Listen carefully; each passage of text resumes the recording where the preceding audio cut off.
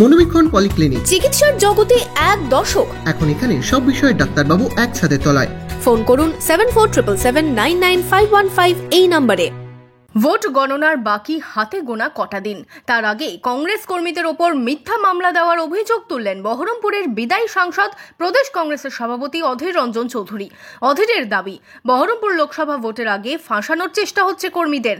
ভোটের পরও কংগ্রেস নেতা কর্মীদের চক্রান্ত করে মিথ্যা মামলায় ফাঁসানোর অভিযোগ তুললেন প্রদেশ কংগ্রেসের সভাপতি অধীর রঞ্জন চৌধুরী।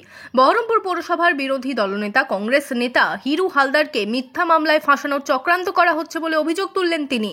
তৃণমূলের নির্দেশে প্রশাসন এমন কাজ করছে বলেই দাবি অধীর চৌধুরীর। প্রতিবাদী আন্দোলনে নামার হুঁশিয়ারি দেন অধীর। এই বহরমপুর শহরের যারা পুলিশ, তারা নির্বাচনের আগে থেকেই যে ষড়যন্ত্রটা করেছিল, কংগ্রেসের যারা সক্রিয় কর্মী তাদেরকে মিথ্যা কেসে ফাঁসানোর, তারই একটা অঙ্গ হিসাবে হিরু হালদার যে মুর্শিদাবাদ জেলার অনুসূচিত জাতির শিডিউল কাস্ট দলিত নেতা আমাদের এই জেলার। শুধু তাই নয়, সে নির্বাচিত জনপ্রতিনিধি। শুধু তাই নয়, সে মিউনিসিপ্যালিটির বিরোধী দলনেতা। তাকে মিথ্যা কেসে অভিযুক্ত করার চেষ্টা হচ্ছে। আমরা প্রশাসনকে বলেছি, আমরা আইনে তো যাবই, কিন্তু তারপরেও পুলিশের এই জুলুম, পুলিশের ষড়যন্ত্রের বিরুদ্ধে আমরা আন্দোলনে মুখর হব।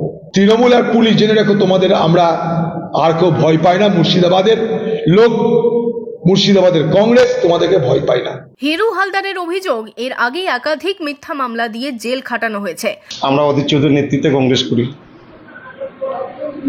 আমাদের এগুলো অভ্যস্ত। এর আগেও যারা এই শহরের মাথা হয়ে আছে, জেলার প্রশাসনের মাথা, যাদের কথায় প্রশাসন উঠে বসে, তারা একাধিক কেস দিয়ে বছরের পর বছর আমাকে এবং আমার দাদা শিলাদিত্য হালদার, প্রাক্তন জেলা পরিষদের সভাধিপতি, তাকেও রেহাই দেয়নি, তাকেও জেলে পুরে রেখে দিয়েছিল বছরের পর বছর। তো আমরা সেদিনও সাফার করেছি, আজকেও সাফার করার জন্য প্রস্তুত আছি। এগুলো নিয়ে আমরা ভয় পাই না। হ্যাঁ, তবে কংগ্রেসীদের উপর যদি লাগাতার এইভাবে কংগ্রেস কর্মীদের উপর যদি আন্দোলন হয়ে থাকে, মানে কেস দিতে থাকে, তাহলে আমাদের নেতা তো বসে থাকবে না। কংগ্রেসের এহেন অভিযোগে ভোট গণনার আগে মুর্শিদাবাদ জেলায় বাড়ছে রাজনৈতিক উত্তাপ। যদিও তৃণমূলের বিরুদ্ধে ওঠা অভিযোগ মানতে নারাজ তৃণমূল নেতৃত্ব। কারণ প্রশাসন ব্যবস্থা নেবে সেই সমস্ত দুষ্কৃতিকারীদের বিরুদ্ধে, সেই সমস্ত সমাজ বিরোধীদের বিরুদ্ধে, সেই সমস্ত মাফিয়াদের বিরুদ্ধে প্রশাসন নিশ্চিতভাবে ব্যবস্থা নেবে, যারা এই মুর্শিদাবাদ জেলার শান্তি বিঘ্নিত করবে। তাই অধীরবাবুকে বলবো, আন্দোলন কেন, আপনার তো হাইকোর্ট আছে, সুপ্রিম কোর্ট আছে, আপনি চলে যান হাইকোর্ট সুপ্রিম কোর্টে। প্রশাসন যদি অন্যায় করে, হাইকোর্টে আপনি বিচার পাবেন, চলে যান হাইকোর্টে, কোনো অসুবিধা নাই।